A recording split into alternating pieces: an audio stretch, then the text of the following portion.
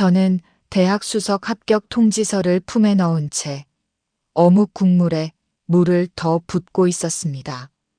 그날도 바람은 매서웠습니다. 1998년 겨울 부산 영도구 바닷바람이 골목을 휘돌아 들어와 제 뺨을 후려치듯 스치고 지나갔습니다. 리어카 위에서 김이 모락모락 피어오르던 어묵 냄비는 제 손보다 더 뜨거웠지만 이상하게도 제 마음은 그보다 훨씬 더 차가웠습니다. 저는 20살 김지은입니다. 그리고 그날 저는 제 인생에서 가장 부끄러운 선택을 하고 있었습니다. 냄비 속 어묵 국물이 바닥을 드러내기 시작했을 때 저는 주위를 한번 둘러봤습니다. 손님은 없었습니다.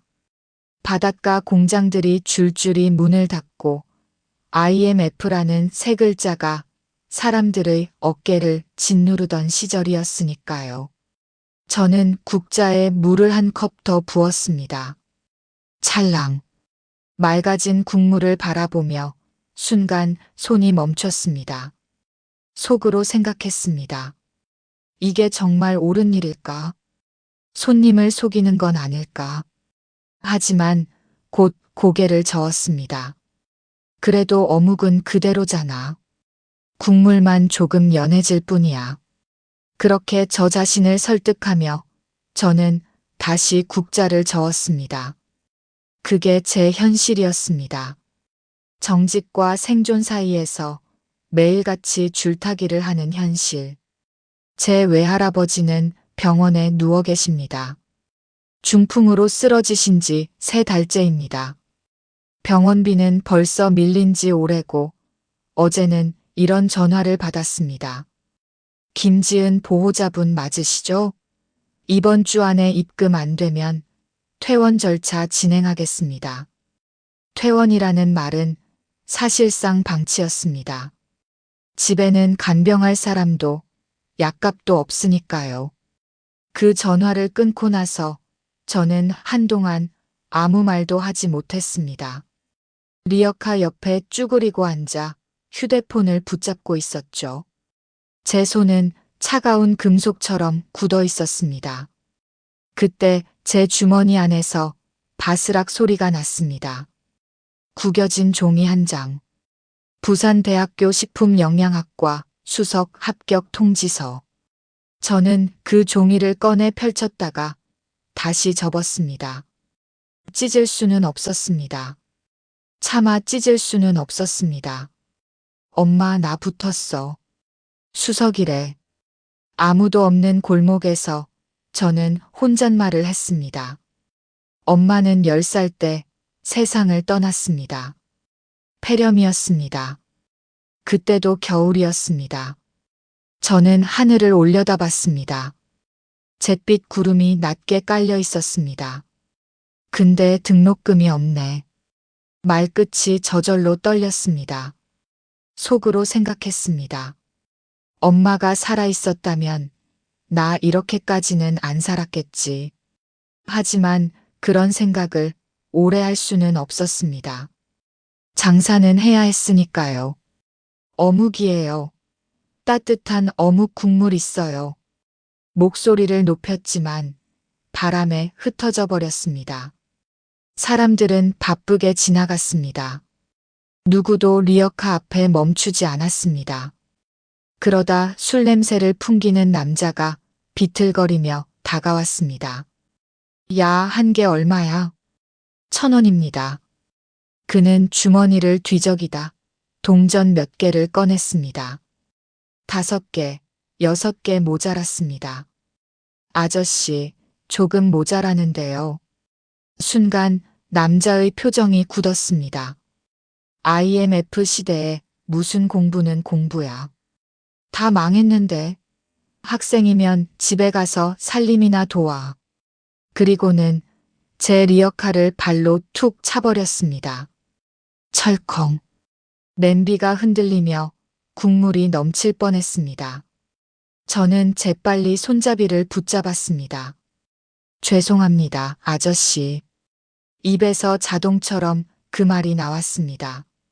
속으로 생각했습니다. 왜 제가 죄송해야 하죠? 하지만 저는 더 이상 따질 수 없었습니다. 그는 다시 한번 리어카를 툭 치고는 비틀거리며 사라졌습니다.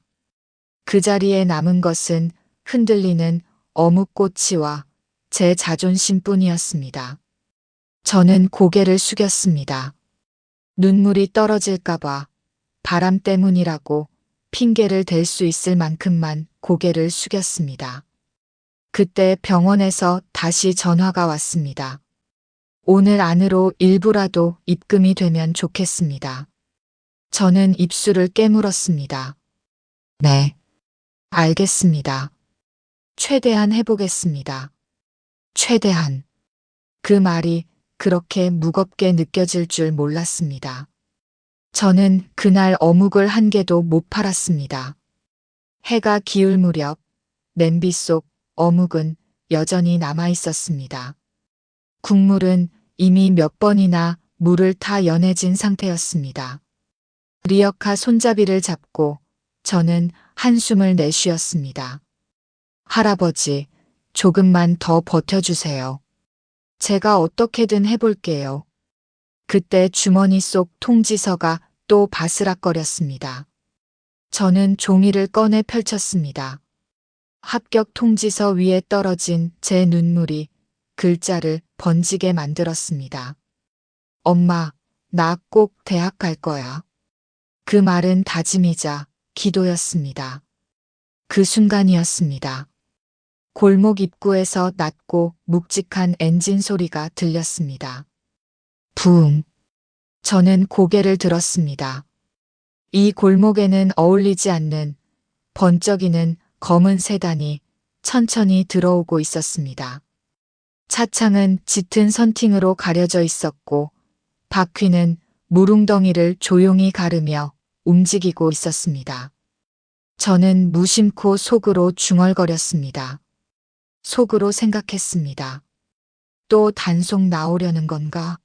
아니면 누가 잘못 들어온 걸까?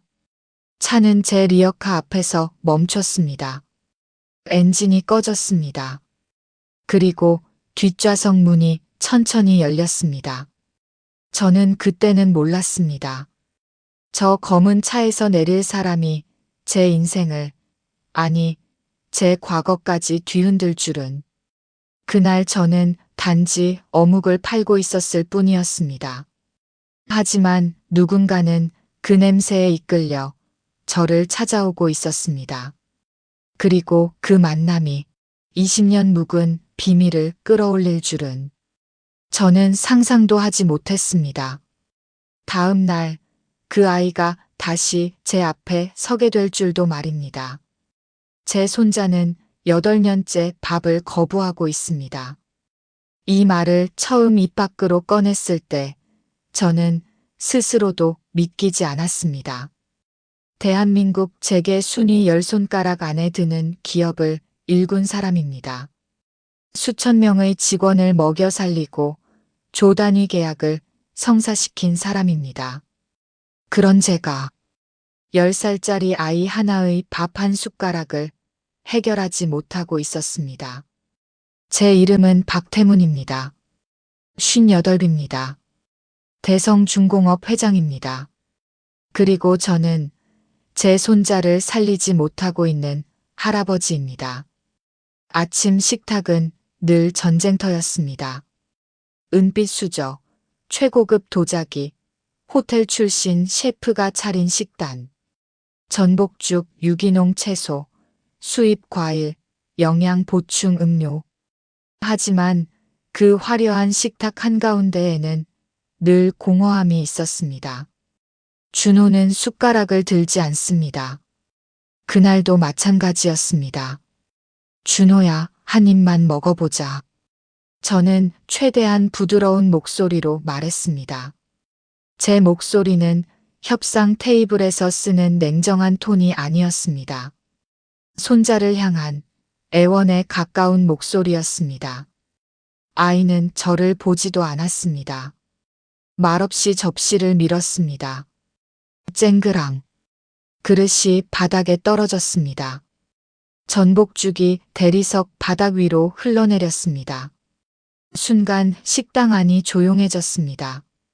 집사도, 가정부도, 운전기사도 모두 고개를 숙였습니다. 저는 입술을 깨물었습니다. 준호야.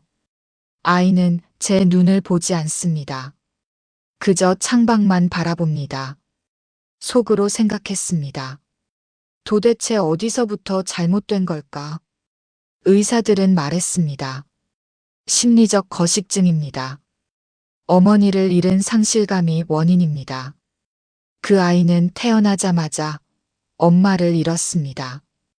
아들은 교통사고로 먼저 떠났고 며느리는 출산 중 세상을 떠났습니다. 남은 것은 갓난아이 하나뿐이었습니다. 그 아이가 10살이 되었고 아직도 밥을 먹지 않습니다. 병원 상담실. 회장님, 아이는 음식 자체를 거부하는 게 아닙니다. 감정의 문제입니다. 감정이요? 제 목소리가 차갑게 변했습니다. 약을 쓰십시오. 해외 치료라도 보내십시오. 돈은 얼마든지 쓰겠습니다. 의사는 난처한 표정을 지었습니다. 돈으로 해결되는 문제는 아닙니다. 그 말이 제 자존심을 찔렀습니다. 그럼 뭐가 필요하다는 겁니까? 제가 목소리를 높이자 간호사가 움찔했습니다. 저는 곧바로 입을 다물었습니다. 속으로 생각했습니다. 또 화를 냈군.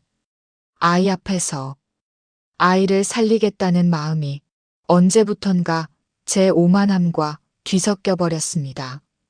집안 사람들은 수군거립니다. 저 아이 엄마 닮아서 약한 거야. 원래 핏줄이 그렇지 뭐. 그 말을 들었을 때 저는 분노했습니다. 그 입 다물어라. 하지만 그 말은 저를 더 괴롭혔습니다. 엄마를 닮았다.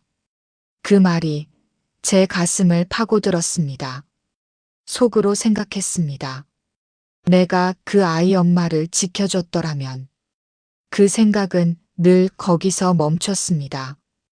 더 깊이 들어가면 숨이 막히기 때문입니다. 그날도 병원에서 돌아오는 길이었습니다. 준호는 뒷좌석에 앉아 창밖만 바라보고 있었습니다. 볼은 홀쭉했고 손목은 가늘었습니다. 저는 거울을 통해 아이를 바라봤습니다. 준호야. 대답이 없습니다. 오늘은 죽이라도 조금 먹어보자. 아이의 눈동자가 미세하게 흔들렸습니다.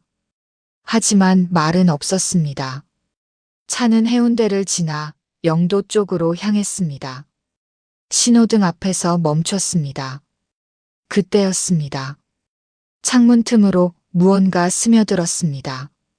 익숙하면서도 낯선 냄새.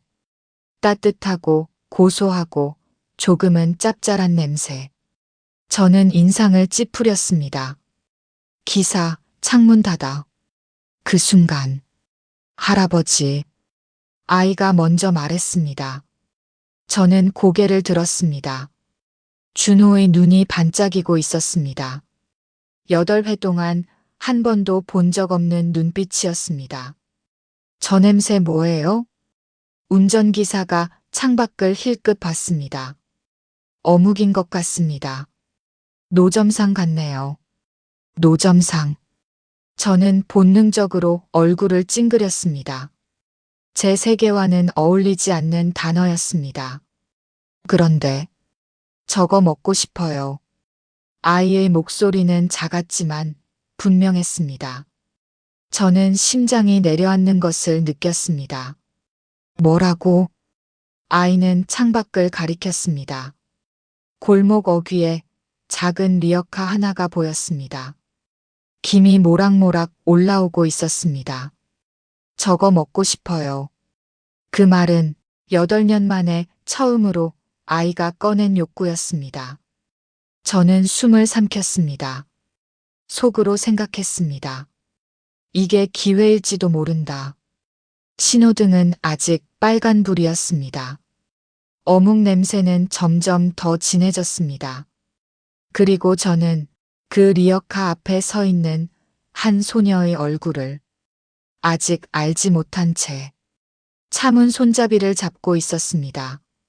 그날 그 냄새가 제 과거를 끌어올릴 줄은 저는 상상도 하지 못했습니다. 그 아이가 제 앞에서 울기 시작했을 때 저는 그 이유를 전혀 몰랐습니다. 저는 그저 어묵을 팔고 있었을 뿐입니다.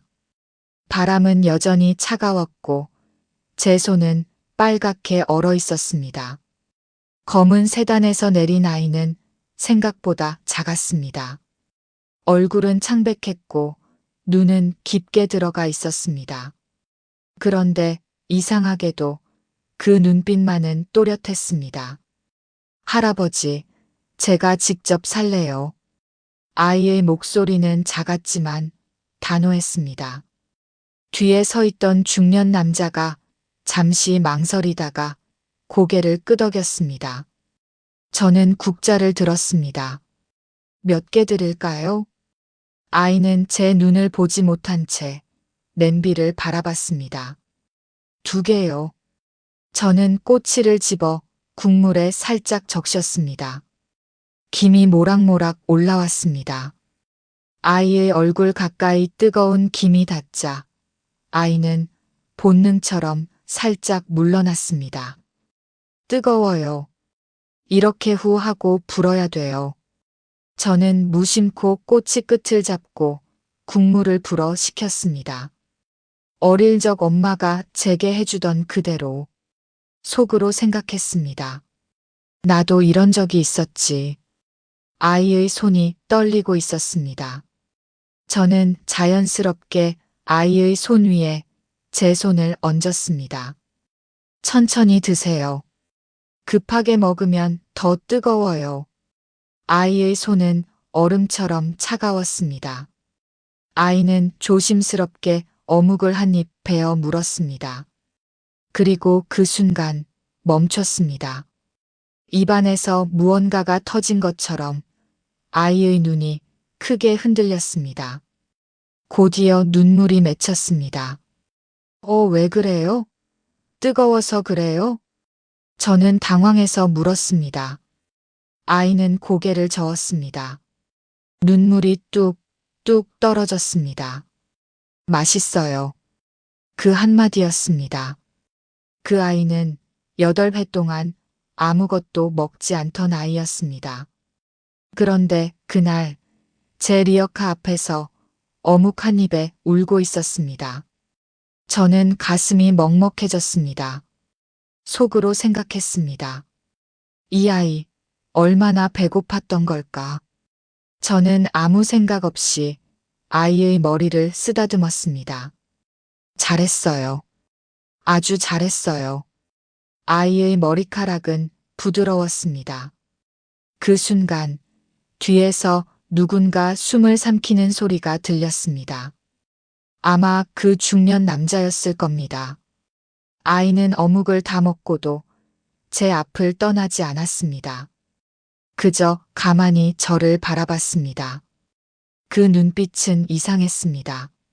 마치 무언가를 확인하려는 눈빛. 왜요? 더 드릴까요? 아이는 천천히 고개를 저었습니다. 그러더니 갑자기 손을 뻗었습니다. 제 목도리를 잡았습니다. 저기 잠깐만요. 저는 순간 얼어붙었습니다. 아이는 조심스럽게 제 목도리를 살짝 내렸습니다. 차가운 공기가 제 얼굴을 스쳤습니다. 아이의 눈동자가 크게 흔들렸습니다. 숨이 멎은 것처럼 입이 벌어졌습니다. 똑같아. 아이는 중얼거렸습니다. 뭐가요? 저는 웃으며 물었지만 아이는 웃지 않았습니다.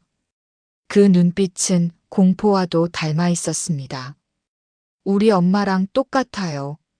그 말이 제 귀에 꽂히는 순간 시간이 멈춘 것 같았습니다. 저는 잠시 말을 잃었습니다. 엄마요? 아이는 고개를 끄덕였습니다. 사진 속 엄마요. 20살 때 사진이요. 뒤에 서 있던 남자의 얼굴이 굳었습니다. 그는 저와 아이를 번갈아 보았습니다. 저는 억지로 웃었습니다. 아, 그래요? 세상엔 닮은 사람 많죠. 속으로 생각했습니다. 왜 하필 나를? 아이의 눈에는 확신이 서려 있었습니다. 아니에요. 진짜로 똑같아요. 그 말이 자꾸 가슴을 건드렸습니다. 저는 더 이상 아이의 눈을 바라보지 못했습니다. 리어카 손잡이를 꽉 잡았습니다. 바람이 다시 세게 불었습니다. 아이의 눈물은 이미 멈췄지만 제 가슴은 이상하게 두근거렸습니다. 그 중년 남자가 아이의 어깨를 잡았습니다. 준호야, 이제 가자. 아이는 뒤돌아보며 말했습니다. 또 올게요. 그 말이 왜 그렇게 오래 남았는지 모르겠습니다. 검은 세단이 천천히 골목을 빠져나갔습니다. 저는 한동안 그 자리에 서 있었습니다. 속으로 생각했습니다. 저 아이 대체 누구지? 리어카 위 어묵은 식어가고 있었습니다. 그날 밤, 박준호는 집으로 돌아가자마자 곧장 서재로 뛰어갔습니다. 잠겨있던 서랍을 열었습니다. 그 안에는 오래된 사진 한 장이 들어 있었습니다. 20살의 한 여자가 웃고 있었습니다. 꽃집 앞에서 찍은 사진이었습니다. 준호는 사진을 두 손으로 움켜쥐었습니다. 엄마. 사진을 들여다보던 아이의 어깨가 떨리기 시작했습니다. 왜 거기 있었어요, 왜? 그리고 아이는 사진을 끌어안은 채 그날 밤 처음으로 크게 오열했습니다. 그 눈물이 한 가문의 봉인된 과거를 깨울 줄은 그 누구도 아직 알지 못했습니다. 저는 그 아이의 어머니를 제 손으로 쫓아냈습니다. 이 고백을 입 밖으로 꺼내기까지 저는 20년이 걸렸습니다. 그리고 그 20년 동안 저는 단 한 번도 그날 밤을 잊은 적이 없습니다. 사진 속에서 울고 있던 제 손자. 우리 엄마랑 똑같아요. 그 말이 제 귀에서 떠나지 않았습니다. 그날 밤 저는 서재에 혼자 앉아 오래된 앨범을 꺼냈습니다. 먼지가 쌓인 사진들 사이에 한 여자가 웃고 있었습니다. 20살. 꽃다발을 안고 환하게 웃던 여자. 김은영. 20년 전 저는 대성중공업을 막 키워가던 시절이었습니다. 언론은 저를 자수성가형 기업가라 불렀습니다. 하지만 저는 제 힘으로 이룬 것들을 누구보다 지키고 싶어 했습니다. 제 아들 박도현은 제 자랑이었습니다. 유학을 다녀왔고 영어도 능숙했고 사업 감각도 있었습니다. 그런 아들이 어느 날 한 여자를 데리고 왔습니다. 아버지, 이 사람입니다. 은영은 고개를 숙이며 인사했습니다. 처음 뵙겠습니다. 소박한 원피스, 검소한 가방, 손에는 작은 꽃다발이 들려 있었습니다. 나중에 들었습니다. 지방에서 꽃집을 하는 아버지 밑에서 자랐고 대학 등록금을 벌기 위해 카페와 편의점을 오가며 일하던 학생이었다고. 저는 그때 이미 마음을 정해버렸습니다. 속으로 생각했습니다. 안 된다. 우리 집안과는 격이 맞지 않는다. 식사 자리에서 저는 일부러 말했습니다. 요즘은 다들 집안 배경을 중요하게 본다지. 은영의 손이 잠시 멈췄습니다. 아들은 제 눈치를 보며 말했습니다. 아버지, 그런 건 중요하지 않습니다. 저는 웃었습니다. 중요하지 않다고? 너는 아직 세상을 몰라. 은영은 끝까지 웃음을 잃지 않으려 했습니다. 그 모습이 오히려 저를 더 불편하게 만들었습니다. 며칠 뒤 저는 은영을 따로 불렀습니다. 거실 한가운데 저는 봉투 하나를 테이블 위에 올려놓았습니다. 이 정도면 충분하겠지. 은영은 고개를 들었습니다. 이게 뭔가요? 도현이랑 헤어져라. 제 말은 짧고 단호했습니다. 우리 집안은 내가 감당할 곳이 아니다. 은영의 얼굴이 하얗게 질렸습니다. 저는 돈 때문에 만난 게 아닙니다. 그래서 더 문제다. 저는 봉투를 그녀 앞에 밀어 넣었습니다. 이건 내 등록금이다. 빚 갚고 다시는 우리 집안 근처에 오지 마라. 그녀는 봉투를 바라보다가 조용히 말했습니다. 저 임신했습니다.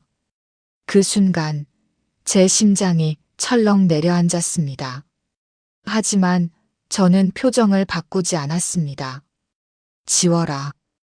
은영의 눈이 크게 흔들렸습니다. 네. 아이 지워라. 그게 서로를 위한 길이다. 지금도 그 순간을 떠올리면 숨이 막힙니다. 속으로 생각했습니다. 그때 단 한 번이라도 멈췄더라면. 은영은 한동안 아무 말도 하지 않았습니다. 그러더니 봉투를 집어들었습니다. 저는 안도했습니다. 하지만 그녀는 봉투를 제 발 앞에 떨어뜨렸습니다. 툭. 전 아이 낳겠습니다. 그리고 돌아섰습니다. 그날 밤은 유난히 추웠습니다. 눈이 내리고 있었습니다. 현관문이 열리고 은영은 맨발로 뛰쳐나갔습니다. 저는 뒤쫓지 않았습니다. 그저 창문 너머로 눈밭을 걸어가는 작은 등을 바라봤습니다. 속으로 생각했습니다. 돌아오겠지. 결국은. 하지만 은영은 돌아오지 않았습니다. 그로부터 한 달 뒤 아들이 교통사고로 세상을 떠났습니다. 전화 한 통이었습니다. 사고가 났습니다. 장례식장은 눈물과 침묵으로 가득했습니다. 그 와중에 또 다른 전화가 왔습니다. 은영 씨가 출산 중 위독합니다. 저는 그 말을 듣고도 움직이지 않았습니다. 며칠 뒤 다시 연락이 왔습니다. 산모는 사망했습니다. 아이는 살아있습니다. 저는 병원에 가지 않았습니다. 아이는 저희 집으로 데려왔습니다. 그 아이가 지금의 준호입니다. 저는 그렇게 믿고 살아왔습니다. 그날 밤 저는 비서실장을 불렀습니다. 20년 전 김은영 관련 기록 전부 찾아라. 며칠 뒤 보고서가 제 책상 위에 놓였습니다. 김은영 사망, 출산 중 합병증, 부친 미상. 그런데 그 아래에 작은 문장이 하나 더 있었습니다. 동일 익명 김은영 20년 전 부산영도 출신, 사망 기록 없음. 저는 숨을 멈췄습니다. 무슨 말이지? 비서가 조심스럽게 말했습니다. 동명이인 가능성입니다. 부산 영도에 거주했던 김은영 씨가 또 있습니다. 제 손이 떨렸습니다. 그 사람, 자녀는? 비서는 서류를 넘겼습니다. 딸 한 명. 김지은. 그 이름을 보는 순간 리어카 앞에서 웃던 소녀의 얼굴이 떠올랐습니다. 목도리를 벗고 저를 바라보던 그 눈. 우리 엄마랑 똑같아요. 저는 서류를 다시 확인했습니다. 지은의 어머니 이름. 김은영. 그 순간 제 가슴 깊은 곳에서 무언가가 무너져 내렸습니다. 그 소녀가 단순히 닮은 사람이 아니라면 20년 전 제가 내쫓은 그 여자의 또 다른 아이일 가능성은 저는 그날 밤 처음으로 두려움을 느꼈습니다. 과거가 저를 향해 걸어오고 있다는 두려움이었습니다. 보고서 첫 장을 넘기는 순간 제 손이 떨렸습니다. 저는 평생 단 한 번도 계약서 앞에서 손을 떤 적이 없습니다. 수천억짜리 인수합병 계약도, 해외 조선소 매각도 한 번에 도장을 찍어왔습니다. 그런데 그날 얇은 A사 몇 장이 제 손끝을 흔들고 있었습니다. 김지은. 그 이름이 유난히 또렷했습니다. 비서실장이 조심스럽게 말했습니다. 회장님, 20년 전 김은영 씨와 동일 익명조사 결과입니다. 저는 고개를 끄덕였습니다. 목소리가 나오지 않았습니다. 서류를 펼쳤습니다. 출생신고서 사본. 모친 김은영. 부친 공란. 공란. 그 빈칸이 제 심장을 찔렀습니다. 속으로 생각했습니다. 설마. 저는 다시 한번 날짜를 확인했습니다. 김지은. 출생일자. 계산을 했습니다.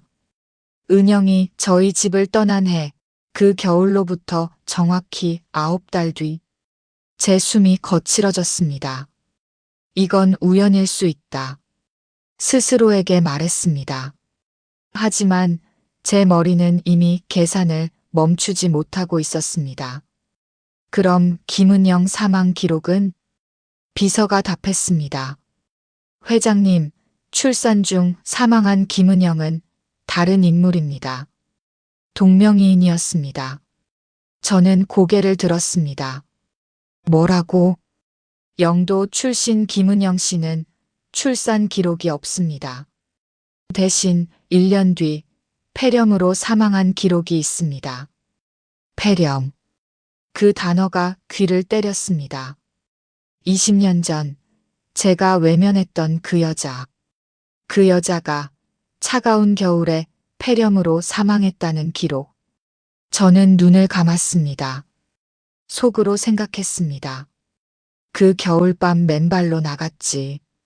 눈이 내리던 밤. 눈밭 위로 남았던 발자국. 그날 저는 끝까지 붙잡지 않았습니다. 서류에는 또 다른 문장이 적혀 있었습니다. 김은영 씨는 임신 상태에서 부산 영도로 거주지를 이전한 기록이 확인됩니다. 임신 상태에서 혼자 지방으로. 저는 의자에 등을 기댔습니다. 머릿속이 멍해졌습니다. 그럼 아이는? 비서는 다시 페이지를 넘겼습니다. 김은영 씨는 1년 뒤 폐렴으로 사망했고 보호자는 부친 김성수 씨로 되어 있습니다. 당시 1세 여아 동거 기록 확인. 1세 여아 김지은. 저는 서류를 꽉 쥐었습니다. 종이가 구겨지는 소리가 났습니다. 이 아이 지금 20살이지. 저는 다시 계산했습니다. 은영이 집을 나간 해. 아들이 사고로 죽은 해. 그 모든 시간의 흐름이 머릿속에서 뒤엉켰습니다. 준호는 10살. 그럼 지은은 20살. 제 손자의 엄마와 닮은 그 소녀가. 저는 갑자기 숨이 막힌 듯 자리에서 일어났습니다. 속으로 생각했습니다. 설마 또 다른 아이? 20년 전 은영은 저에게 말했습니다. 저 임신했습니다. 그때 저는 단정했습니다. 도현의 아이겠지. 하지만 만약 그 아이가 한 명이 아니었다면? 아니면 제가 알고 있던 사실 자체가 틀렸다면? 저는 제 머리를 쥐어짰습니다. 은영은 출산 중 사망했다고 보고받았는데 그건 동명이인이었습니다. 그럼 제가 데려온 준호의 어머니는? 그리고 영도에서 폐렴으로 사망한 김은영은? 제 가슴 깊은 곳에서 불안이 꿈틀거렸습니다. 속으로 생각했습니다. 내가 너무 쉽게 믿었던 건 아닐까. 보고서 마지막 장. 김지은 현재 거주지 부산 영도. 직업 노점상. 노점상. 그 단어가 저를 무너뜨렸습니다. 대성중공업 회장의 딸일지도 모르는 아이가 어묵 리어카를 밀고 차가운 바람을 맞으며 국물에 물을 더 붓고 취객에게 발길질을 당하고 저는 눈을 질끈 감았습니다. 그 아이의 얼굴이 떠올랐습니다. 목도리를 벗었을 때 그 눈매, 은영과 닮은 그 눈. 우리 엄마랑 똑같아요. 준호의 울음소리가 다시 들리는 듯 했습니다. 저는 비서에게 물었습니다. DNA 검사 가능성은? 가능합니다만 법적 절차가 필요합니다. 저는 고개를 끄덕였습니다. 하지만 제 마음은 이미 결정을 내리고 있었습니다. 서류를 덮었습니다. 차 준비해. 비서가 놀란 눈으로 저를 보았습니다. 지금 말씀이십니까? 그래. 저는 코트를 집어들었습니다. 속으로 생각했습니다. 도망치지 말자. 이번엔 20년 전 저는 창문 너머로만 바라봤습니다. 눈밭을 걸어가던 여자의 등을. 이번엔 다릅니다. 이번엔 직접 확인해야 합니다. 그 아이가 정말 내 피라면, 아니 설령 아니더라도 저는 그 리어카 앞에 다시 서야 합니다. 차가 현관 앞에 대기했습니다. 엔진이 켜졌습니다. 부응. 저는 차에 올랐습니다. 창밖으로 겨울바람이 불고 있었습니다. 그리고 저는 20살 소녀가 서 있는 그 골목을 직접 보러 가기로 결심했습니다. 제 리어카가 그날 사람들 발에 차여 도로 위로 넘어졌습니다. 그 소리를 저는 아직도 잊지 못합니다. 철제 바퀴가 콘크리트에 긁히는 소리, 어묵통이 기울며 쏟아지는 물소리, 그리고 제 심장이 내려앉는 소리까지. 그날 아침은 이상하게도 장사가 조금 되는 듯 했습니다. 어제 그 아이가 다녀간 뒤 저는 자꾸 마음이 어수선했습니다. 속으로 생각했습니다. 또 올까? 왜 자꾸 신경이 쓰이지? 하지만 그런 생각에 잠겨 있을 여유는 없었습니다. 병원에서 또다시 전화가 왔습니다. 오늘까지 일부 입금 안 되면 퇴원 절차 밟겠습니다. 저는 말없이 고개를 숙였습니다. 조금만 더 하루만 더 시간을 주세요. 전화는 차갑게 끊겼습니다. 저는 국자를 더 세게 저었습니다. 손님이 한 명이라도 더 와야 했습니다. 그때 골목 끝에서 낯선 트럭이 들어왔습니다. 구청 마크가 선명하게 붙어 있었습니다. 제 심장이 철렁했습니다. 아 설마. 뒤이어 검은 점퍼를 입은 남자들이 내렸습니다. 용역이었습니다. 여기 단속 나왔습니다. 불법 노점 철거합니다. 제 귀가 웅웅 울렸습니다. 잠깐만요. 저 허가 신청해 놓은 상태예요. 며칠만 더. 지금 당장 정리하세요. 그 말은 협상이 아니었습니다. 통보였습니다. 남자 한 명이 리어카 손잡이를 잡았습니다. 저는 반사적으로 매달렸습니다. 안 돼요. 이거 안 됩니다. 그가 힘을 주어 밀자 리어카가 덜컹 흔들렸습니다. 쾅! 어묵통이 넘어졌습니다. 끓고 있던 국물이 도로 위로 쏟아졌습니다. 김이 허공으로 날아오르다 사라졌습니다.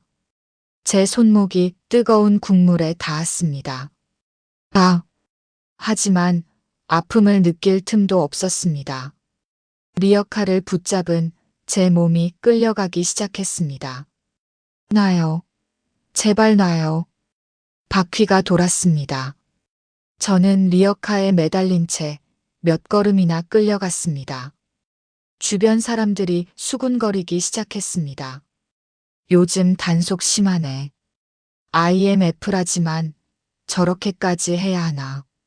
누군가는 휴대폰을 꺼냈습니다. 용역 한 명이 제 팔을 잡아당겼습니다. 떨어지세요. 저는 버텼습니다. 이거 없으면 저희 할아버지 약값 못 냅니다. 그는 제 손을 떼어내려 했습니다. 저는 더 세게 붙잡았습니다. 제발요. 이거 없으면 우리 할아버지 죽어요. 제 목소리가 갈라졌습니다. 그 순간 제 몸이 확 밀렸습니다. 퍽. 저는 중심을 잃고 뒤로 넘어졌습니다.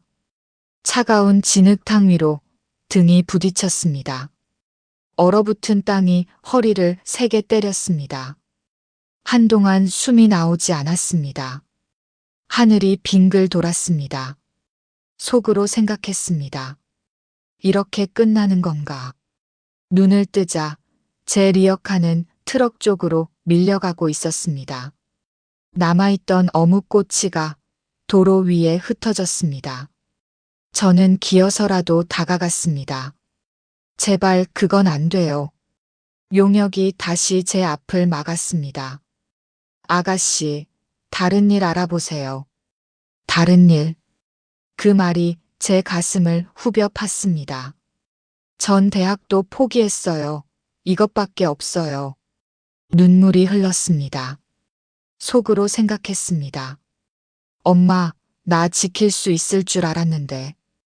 바람이 불었습니다. 쏟아진 국물은 이미 식어가고 있었습니다. 그때 골목 입구에서 낮고 묵직한 엔진 소리가 들렸습니다. 부웅. 모두의 시선이 동시에 그쪽으로 향했습니다.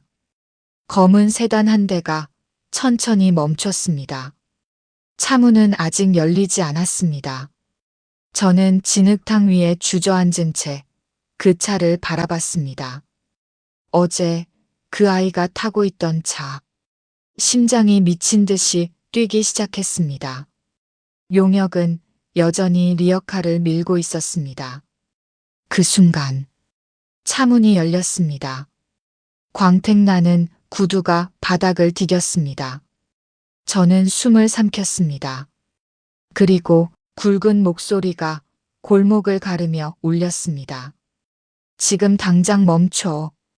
그 한마디에 모든 움직임이 멈췄습니다. 제 손은 여전히 진흙에 젖어 있었고 리어카는 트럭 앞에서 멈춰 서 있었습니다. 저는 그 남자를 올려다봤습니다. 그가 왜 이 골목에 다시 나타났는지 저는 아직 알지 못했습니다. 그 남자가 제 앞에 섰을 때 저는 또 단속이 시작되는 줄 알았습니다. 진흙탕에 무릎을 꿇은 채 숨을 고르고 있던 저는 눈앞에 선 검은 구두를 올려다봤습니다. 광택이 번쩍이는 구두, 곧게 다린 바지, 두툼한 코트. 제 리어카를 막아 세운 그 사람은 어제 아이와 함께 왔던 그 남자였습니다.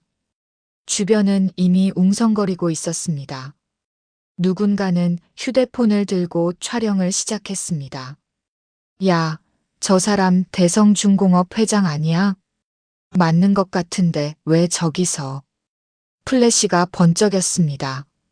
순간 제 얼굴이 더 뜨거워졌습니다. 속으로 생각했습니다. 왜 하필 지금?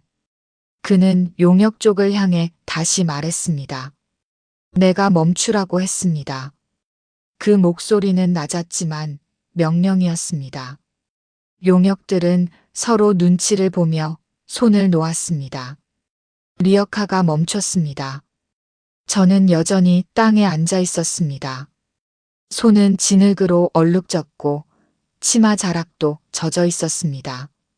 그가 천천히 제 앞으로 다가왔습니다. 일어나세요. 그 말이 이상하게도 부드러웠습니다. 저는 일어나려 했지만 다리가 잘 움직이지 않았습니다.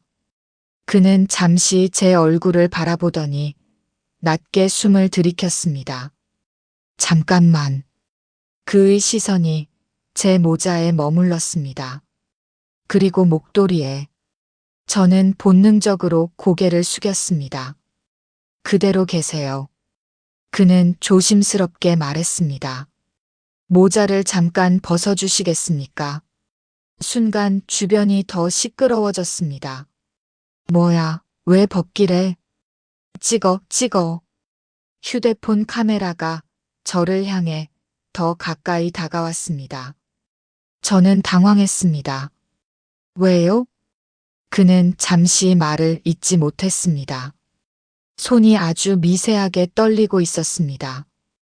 확인할 게 있습니다. 그 말이 너무 무거웠습니다. 속으로 생각했습니다. 내가 뭘 잘못했지? 저는 천천히 모자를 벗었습니다. 머리카락이 바람에 흩어졌습니다. 그의 눈동자가 크게 흔들렸습니다. 목도리도. 저는 더 망설였습니다. 하지만 이상하게도 거부할 수가 없었습니다. 목도리를 풀었습니다.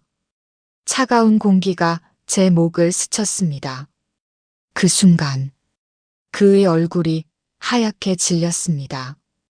숨이 멎은 사람처럼 눈을 떼지 못했습니다. 은영. 그가 거의 속삭이듯 말했습니다. 저는 고개를 갸웃했습니다. 누구요? 그는 한 발 더 다가왔습니다. 제 눈을 정면으로 바라봤습니다. 그 눈빛에는 충격과 두려움과 그리고 설명할 수 없는 슬픔이 뒤섞여 있었습니다. 어머니 이름이 김은영이었습니까? 그 질문에 제 심장이 쿵 내려앉았습니다. 네. 저는 대답했습니다. 어떻게 아세요? 주변의 웅성거림이 더 커졌습니다. 김은영? 설마. 그는 제 얼굴을 한 번 더 후쳤습니다. 눈매, 콧날, 입술 끝까지. 마치 잃어버린 무언가를 찾는 사람처럼. 20살 때 꽃을 들고 웃던 모습과 똑같습니다. 그 말에 제 가슴이 조여왔습니다. 속으로 생각했습니다. 엄마 얘기를 왜 이 사람이? 그는 뒤로 한 걸음 물러났습니다. 양손을 꽉 쥐었습니다. 그 아이가 맞았군. 무슨 말씀이세요? 저는 이해할 수 없었습니다.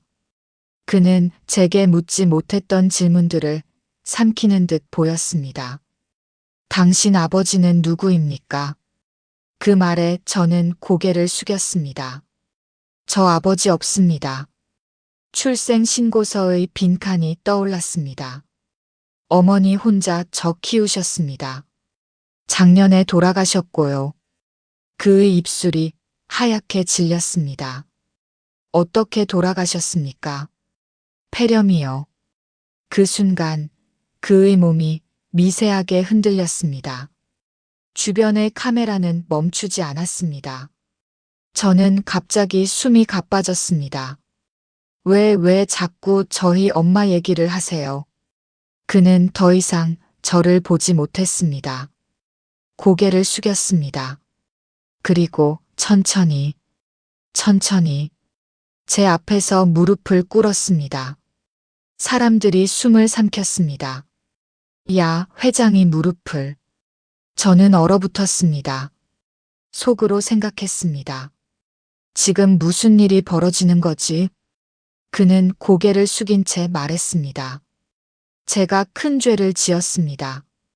그 말은 제게 한 말인지 자신에게 한 말인지 알 수 없었습니다. 골목은 조용해졌습니다. 진흙탕 위에 선 저와 그 앞에 무릎 꿇은 회장. 20년 전 겨울밤의 그림자가 그 자리에서 다시 드리워지고 있었습니다. 그동안 어디 계셨어요?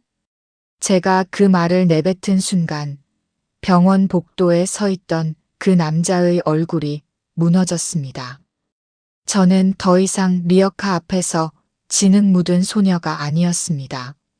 하얀 병원 가운을 걸치고 차가운 의자에 앉아 제 인생을 뒤흔든 남자를 똑바로 바라보고 있었습니다. 그는 고개를 들지 못했습니다. 말씀하세요. 그동안 어디 계셨어요? 목소리가 떨렸지만 멈추지 않았습니다. 엄마가 폐렴으로 앓을 때, 병원비 없어서 약도 제대로 못 맞을 때, 저는 학교 끝나고 신문 배달하고 밤에는 편의점에서 일했어요. 그때 어디 계셨어요? 복도 끝에서 간호사들이 흘끔거렸습니다. 하지만 저는 멈출 수 없었습니다. 속으로 생각했습니다. 오늘은 꼭 물어야 한다. 엄마 대신. 그는 천천히 입을 열었습니다. 몰랐다. 짧은 한마디였습니다.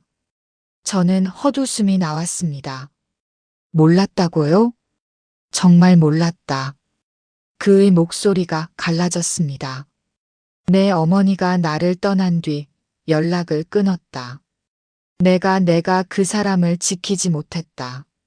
저는 고개를 저었습니다.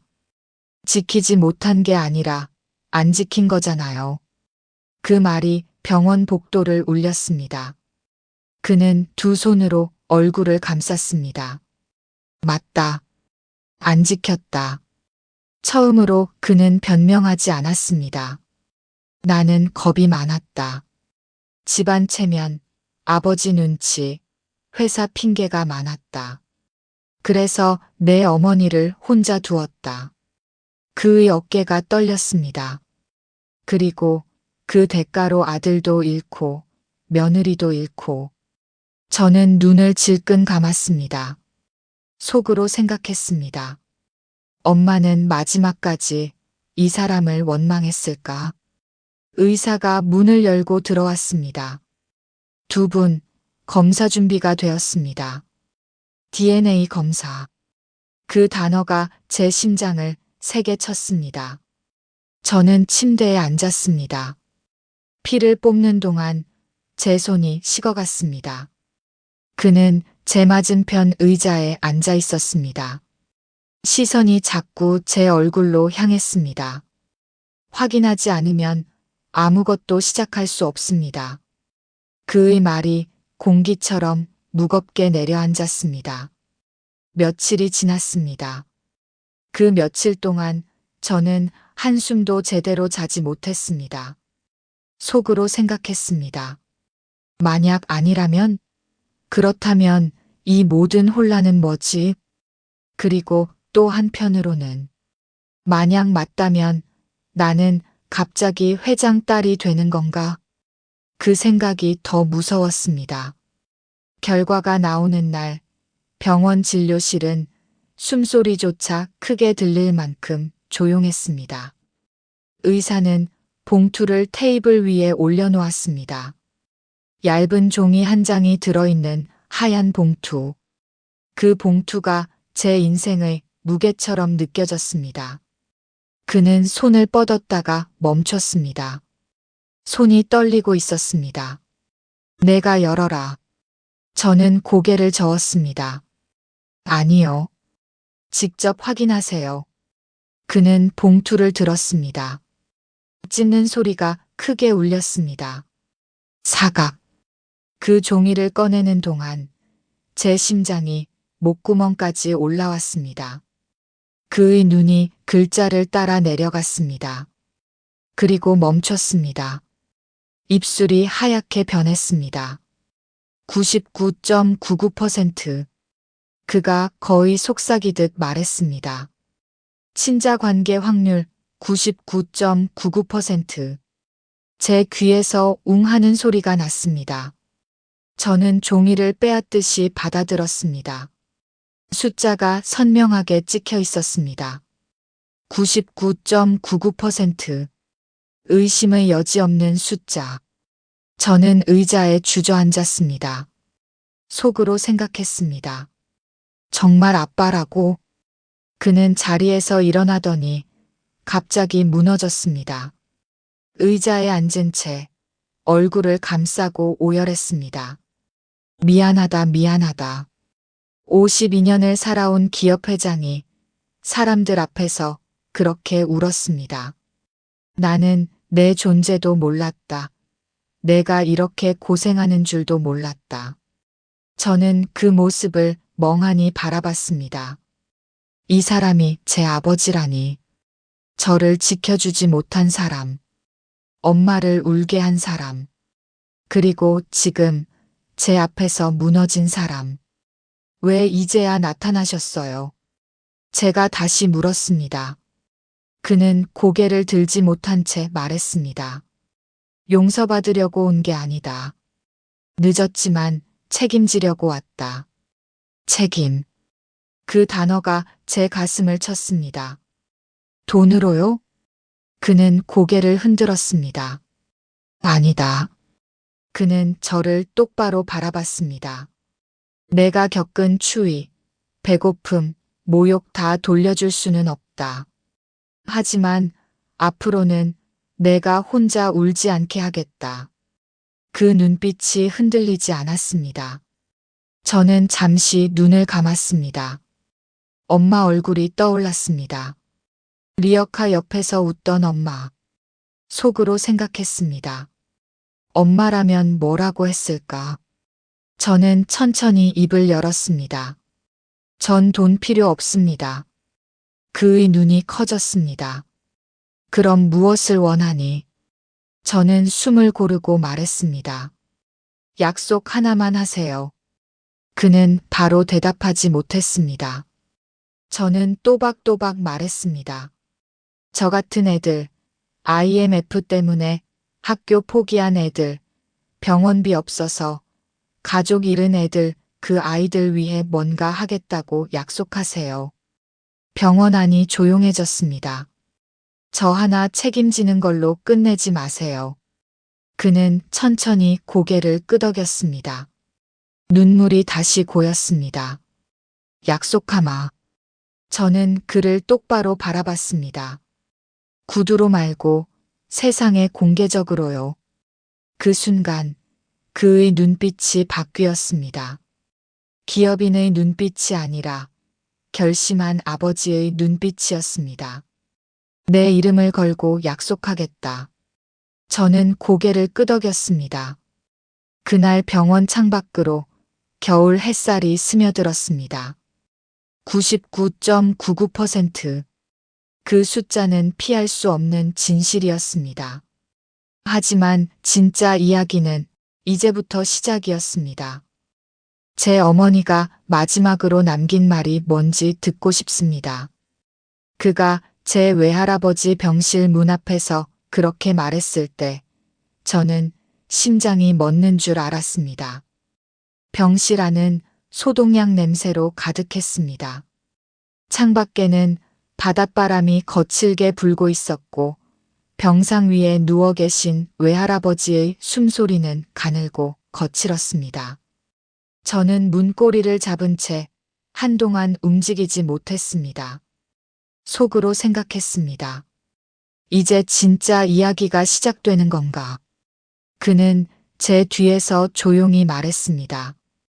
허락해 주겠니? 저는 고개를 끄덕였습니다. 문을 열었습니다. 외할아버지는 저를 보자 힘없이 웃으셨습니다. 왔나 지은아. 그 목소리는 바람에 흩어질 것처럼 약했습니다. 그리고 그 옆에 서 있는 남자를 보시더니 눈이 가늘어졌습니다. 당신이 그 사람이요? 병실 공기가 얼어붙었습니다. 그는 아무 말 없이 무릎을 꿇었습니다. 기업 회장이 낡은 병원 바닥에 무릎을 꿇는 모습. 저는 그 장면을 믿을 수 없었습니다. 죄송합니다. 그가 고개를 숙인 채 말했습니다. 늦었습니다. 너무 늦었습니다. 외할아버지는 한참 그를 바라보다가 천천히 입을 열었습니다. 은영이 많이 울었소. 그 한마디에 제 가슴이 찢어졌습니다. 배가 불러서도 식당에서 설거지했소. 그는 고개를 들지 못했습니다. 출산 전날까지 물에 손 담그고 있었소. 손이 다 터졌는데도 저는 눈물이 터질 것 같아 입술을 깨물었습니다. 외할아버지는 힘겹게 숨을 고르셨습니다. 겨울이었소. 눈이 허리까지 쌓였던 해였지. 폐렴이 왔는데 병원비가 없었소. 그의 어깨가 미세하게 떨렸습니다. 열이 40도까지 올랐는데도 약국에서 감기약 하나 사서 버텼소. 저는 두 손을 꽉 쥐었습니다. 속으로 생각했습니다. 엄마 왜 아무 말도 안 했어? 외할아버지의 눈에서 눈물이 흘렀습니다. 내가 말했소. 그 사람한테 연락해보자고. 병실이 조용해졌습니다. 그는 숨을 멈춘 듯 했습니다. 그랬더니 은영이가 소리를 질렀소. 외할아버지의 목소리가 떨렸습니다. 그 사람 얘긴 꺼내지도 마라. 병실 공기가 더 차가워졌습니다. 자기를 지켜주지 못한 사람이라고, 자기는 혼자 살 수 있다고. 저는 고개를 숙였습니다. 그 말이 칼처럼 가슴을 파고들었습니다. 외할아버지는 제 손을 잡으셨습니다. 그런데 말이요. 그는 천천히 그를 바라보셨습니다. 밤마다 당신 얘기를 했소. 그가 고개를 번쩍 들었습니다. 잘 살고 있을까, 행복할까 그러면서도 절대 연락하지 말라고 했소. 그의 눈에서 눈물이 쏟아졌습니다.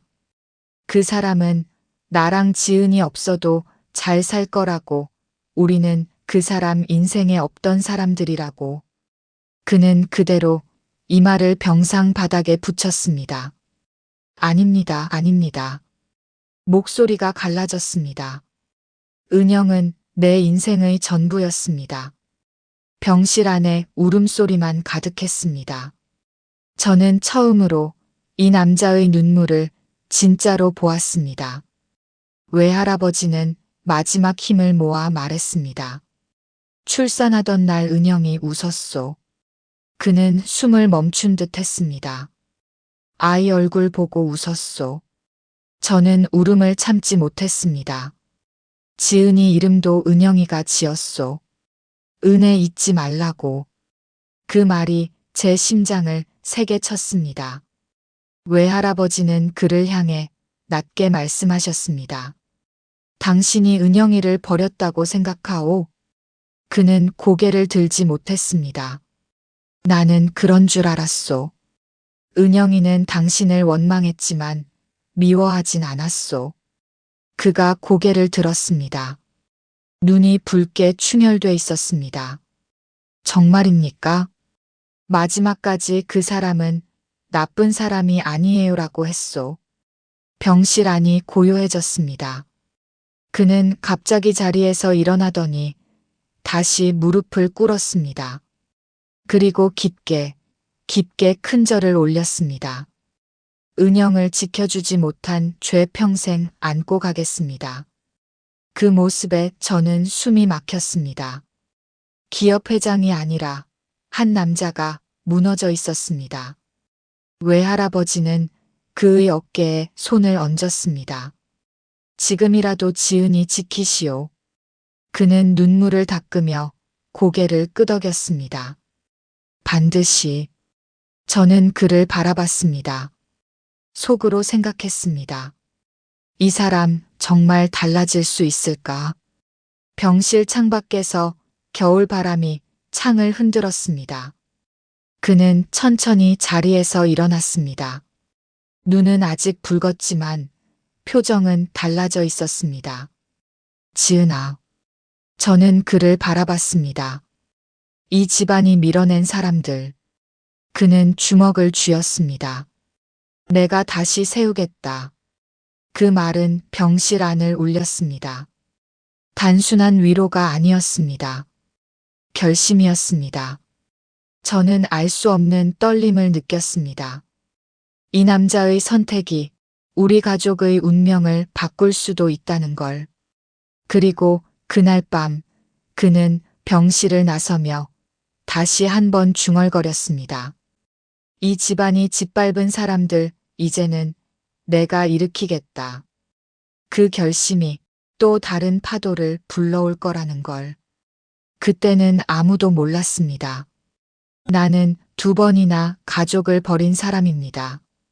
그가 기자들 앞에서 그렇게 말했을 때 카메라 셔터 소리가 폭죽처럼 터졌습니다. 저는 그 단상 아래에 서 있었습니다. 수십 개의 마이크, 번쩍이는 플래시, 그리고 전국 생중계. 대성중공업 박태문 회장이 공개적으로 자신의 죄를 인정하는 순간이었습니다. 첫 번째는 제 아내를 지키지 못했습니다. 그의 목소리는 낮았지만 또렷했습니다. 2번째는 제 며느리와 손자를 지키지 못했습니다. 기자석이 술렁였습니다. 그는 고개를 들고 정면을 바라봤습니다. 그리고 3번째는 제 딸을 20년 동안 모르고 살았습니다. 그 말이 공중을 갈랐습니다. 저는 숨을 삼켰습니다. 속으로 생각했습니다. 정말 여기까지 올 줄은 몰랐습니다. 그는 더 이상 숨지 않았습니다. 저는 체면과 집안을 핑계로 사랑을 밀어냈고 약자를 외면했습니다. 그 대가를 이제야 알았습니다. 그는 제 쪽을 잠시 바라봤습니다. 저는 2번 가족을 버린 사람입니다. 하지만 이제는 도망치지 않겠습니다. 그날 그는 2가지를 발표했습니다. 첫째, 노점상 보호기금 설립. IMF 이후 쫓겨난 수많은 리어카, 포장마차, 길거리 상인들을 위한 법률 지원과 생계 지원. 둘째, 은영 나눔 장학재단 출범. 이름은 제 전 며느리 김은영 씨의 이름을 따서 지었습니다. 카메라 플래시가 다시 터졌습니다. 그녀는 가난 속에서도 아이를 포기하지 않았습니다. 저는 그런 사람을 밀어냈습니다. 그는 단상에서 내려오기 전 마지막으로 말했습니다. 이건 보상이 아닙니다. 속죄입니다. 그날 이후 회사 주가가 출렁였습니다. 비판도 쏟아졌습니다. 이미지 세탁 아니냐? 갑자기 왜 저러냐? 저는 인터넷 기사 댓글을 보다가 휴대폰을 내려놓았습니다. 속으로 생각했습니다. 엄마라면 뭐라고 했을까? 며칠 뒤 첫 번째 장학금 전달식이 열렸습니다. IMF로 부모를 잃은 아이, 공장 부도로 대학 포기한 학생, 리어카 끌다 허리 다친 가장의 딸, 100명의 이름이 불렸습니다. 그리고 마지막에 제 이름이 불렸습니다. 김지은. 저는 단상 위로 걸어 올라갔습니다. 회장인 제 아버지가 아닌 그냥 한 남자가 제게 장학 증서를 건넸습니다. 첫 번째 장학생은 제 딸입니다. 장내가 조용해졌습니다. 저는 마이크를 잡았습니다. 이 장학금은 저 혼자 받는 게 아닙니다. 목소리가 떨렸지만 멈추지 않았습니다. IMF 겨울에 쫓겨난 모든 딸들을 대신해서 받겠습니다. 박수가 터졌습니다. 그해 봄, 저는 부산대학교 식품영양학과에 입학했습니다. 등록금 고지서를 들고 한참을 울었습니다. 예전 같았으면 포기했을 종이 한 장이 이제는 제 손에 들려 있었습니다. 입학식 날, 저는 캠퍼스 벚꽃 아래 서 있었습니다. 속으로 생각했습니다. 엄마, 나 대학 왔어. 아버지는 멀찍이 서서 저를 바라보고 있었습니다. 눈가가 붉어 있었습니다. 지은아. 네. 너는 내 힘으로 여기 온 거다. 나는 뒤에서 밀어준 것뿐이다. 저는 고개를 저었습니다. 아니요. 이제는 같이 걷는 거예요. 그는 처음으로 웃었습니다. 한편 준호는 달라져 있었습니다. 식탁에서 접시를 밀어버리던 아이가 이제는 밥 한 공기를 비웁니다. 할아버지, 저 오늘 2그릇 먹었어요. 그 목소리가 집안을 환하게 만들었습니다. 저는 부엌에서 어묵 국물을 끓이고 있었습니다. 특별 주문 제작한 어묵통. 옛날 리어카의 낡은 스테인리스 대신 반짝이는 새 통이었습니다. 이모, 저도 도와줄래요. 준호가 앞치마를 두르고 섰습니다. 저는 웃으며 꼬치를 건넸습니다. 조심해, 뜨거워. 우리는 주말마다 보호시설을 찾아 어묵을 나눴습니다. 아이들이 줄을 섰습니다. 와, 진짜 맛있다. 그 웃음소리가 겨울을 녹였습니다. 아버지는 조금 떨어진 곳에서 그 모습을 지켜봤습니다. 양복 대신 편한 점퍼를 입고 직접 국자를 들고 있었습니다. 회장님, 사진 한 장만. 기자가 다가왔지만 그는 손을 저었습니다. 오늘은 회장 아닙니다. 그냥 봉사자입니다. 그 말에 저는 잠시 숨이 멎었습니다. IMF 겨울밤, 취객이 리어카를 발로 차던 기억이 떠올랐습니다. 공부는 무슨 공부냐? 그 말이 아직도 귓가에 맴돕니다. 하지만 지금은 다릅니다. 어묵 국물은 더 이상 물을 타지 않습니다. 장학금은 끊기지 않습니다. 노점상 기금은 실제로 수백 명을 살렸습니다. 그리고 외할아버지는 마지막까지 제 손을 잡고 계셨습니다. 이제 마음이 놓인다. 그 말과 함께 조용히 눈을 감으셨습니다. 장례식 날 아버지는 영정 앞에서 또 한 번 큰절을 했습니다. 그 모습은 더 이상 충격이 아니었습니다. 속죄는 말이 아니라 행동이라는 걸 그는 증명하고 있었습니다. 어느 봄날 저는 혼자 영도 바닷가에 섰습니다. 바람이 부드러웠습니다. 하늘을 올려다봤습니다. 엄마, 이제 괜찮아. 눈물이 흘렀지만 이번엔 따뜻했습니다. 엄마가 밀어낸 게 아니었어. 우리가 돌아온 거야. 저는 가슴 깊이 숨을 들이마셨습니다. 차갑던 IMF의 바람 대신 봄바람이 폐를 채웠습니다. 집으로 돌아오는 길, 아버지가 조용히 말했습니다. 지은아. 네. 나는 평생 빚을 안고 살겠다. 하지만 도망치진 않겠다. 저는 고개를 끄덕였습니다. 그럼 됐어요. 그리고 저는 생각했습니다. 속으로 생각했습니다.